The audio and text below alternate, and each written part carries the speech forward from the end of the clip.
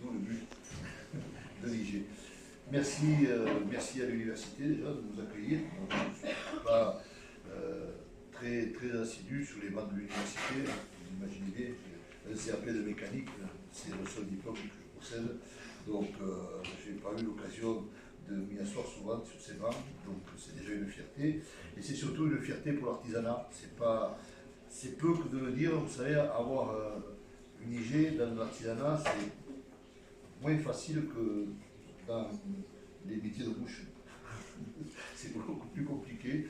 En tout cas, ça prend plus de temps et ça nous a pris beaucoup de temps pour essayer de faire reconnaître cette IG à travers le Grenat. Donc, je remercie tous les universitaires, les chercheurs qui ont aidé à cette reconnaissance. C'est un grand plaisir pour nous, c'est une joie d'être là parce que l'artisanat, c'est quelque chose qui existe depuis toujours. Il y a deux grands courants qui existent depuis toujours, c'est l'agriculture et l'artisanat. Les uns ne pourront pas aller sans les autres, puisqu'il faut des outils pour faire des agriculteurs. Et c'est tout de suite après les chasseurs-cueilleurs, on est arrivé directement pour que les évolutions commencent. Et depuis, ça ne s'arrête pas. Donc l'artisanat, c'est quelque chose qui évolue tout le temps et qui est certainement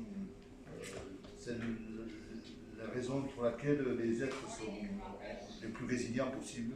Je peux vous assurer qu'être artisan, c'est quelque chose qui est certainement très valorisant pour ceux qui le font, mais en plus c'est très valorisant pour les métiers, c'est très valorisant pour tout le département, pour le peuple.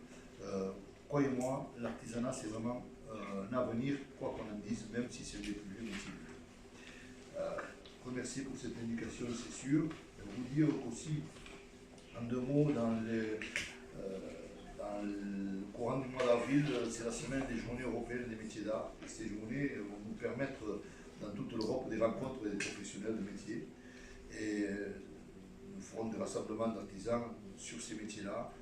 On va faire une exposition en Catalogne Sud, à Gérone plus précisément, avec la CCI de Gérone, pour mettre en évidence tous ces artisans-là, qui sont d'un côté ou de l'autre des Pyrénées.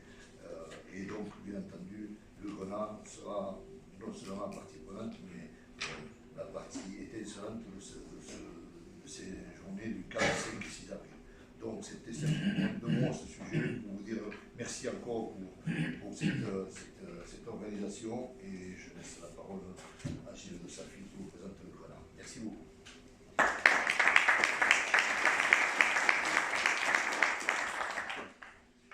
Bonjour à tous.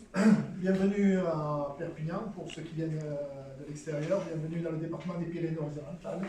En toute objectivité, c'est le plus beau département de France. Donc, bienvenue. Donc, je suis Gilles Desafi, je suis président de la confrérie du Grenat de Perpignan. Notre confrérie, le Grenat de Perpignan, est un groupement d'artisans créé à la fin des années 80. Elle fait partie du syndicat des bijoutiers des Pyrénées-Orientales, syndicat artisanal et patronal. Elle fait partie donc du syndicat des bijoutiers. La Chambre de métier et de l'artisanat, l'Union des entreprises de proximité, le syndicat des bijoutiers, donc, sont les structures hiérarchiques qui chapeautent notre confrérie. Notre spécialité, c'est le bijou identitaire de l'ère culturelle catalane en France. Donc, les deux mots importants, c'est bijou identitaire et ère culturelle en France, c'est-à-dire le département des Pyrénées-Orientales. Ce bijou en grenat est devenu la spécialité de la ville de Perpignan sous le Second Empire. Dans les années 80, il est en perte de vitesse, d'où la motivation des fabricants à se fédérer. Notre confrérie a été créée en 90 et elle choisit alors 3 pistes d'action. La préservation de la technique ancestrale de fabrication avec un premier cahier des charges, le renouvellement de nos lignes de bijoux et le rajeunissement de l'image de nos bijoux par de nombreuses campagnes de publicité. En 2006, Laurent Fonkerny publie l'ouvrage Grenat de Perpignan, bijoux du Roussillon, 200 pages issues d'un travail de plusieurs années.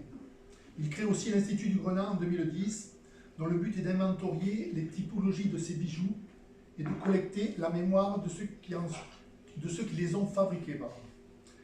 La divulgation se fait au moyen d'un site internet, institutdegrenat.com. Dès sa création, l'Institut travaille avec les bijoutiers traditionnels. Très vite, le syndicat, la confrérie et l'Institut créent le collectif du Grenat de Perpignan. Ils vont ensemble anticiper la mise en place de l'indication géographique. Les membres de la confrérie comprennent qu'il faut différencier les bijoux réalisés localement dans le respect de règles précises de ceux qui peuvent soit provenir d'autres ordres de production, soit de bijoux fabriqués localement, mais selon des techniques industrielles. Dès que le dossier IG est disponible, nous le complétons sous les recommandations de Audrey Aubard. Le cahier des charges est minutieusement élaboré par les bijoutiers eux-mêmes. L'Institut du Grenat contribue à la partie du dossier qui prouve l'ancrage historique de ce bijou dans ce département. À ses débuts, les porteurs de projet s'adressent à l'ensemble des bijoutiers du département des Pyrénées-Orientales, réalisant des bijoux en grenat, quelle que soit la technique de fabrication. Hormis les membres de la confrérie, qui étaient déjà importants, peu répondent à l'invitation. Et un artisan indépendant de la confrérie, ainsi qu'un établissement semi-industriel, faisant des bijoux par moulage, s'intègrent au projet. Dans les derniers mois du processus, la validation du dossier dans son ensemble va être contrariée par le patron de l'établissement semi-industriel. Celui-ci se rétracte au dernier moment et envoie 3 ou 4 pages d'arguments contradictoires à l'INPI pour tenter d'empêcher le processus d'aboutir. L'IG est finalement homologué malgré tout le 23 novembre 2018. Le syndicat des bijoutiers Pyrénées-Orientales devient l'organisme de défense et de gestion de l'indication géographique de Grenat de Perpignan. C'est alors la 5e IG à être adoubée. C'est la première IG dans la région Occitanie et jusqu'à présent c'est la seule IG dans la catégorie bijouterie. Le contrôle des bijoux pouvant prétendre à l'IG a été difficile à régler. Les organismes certificateurs habituels ne sont pas familiarisés avec la bijouterie. C'est finalement Certipac qui a été choisi pour effectuer un contrôle chez chaque producteur tous les 2 ans.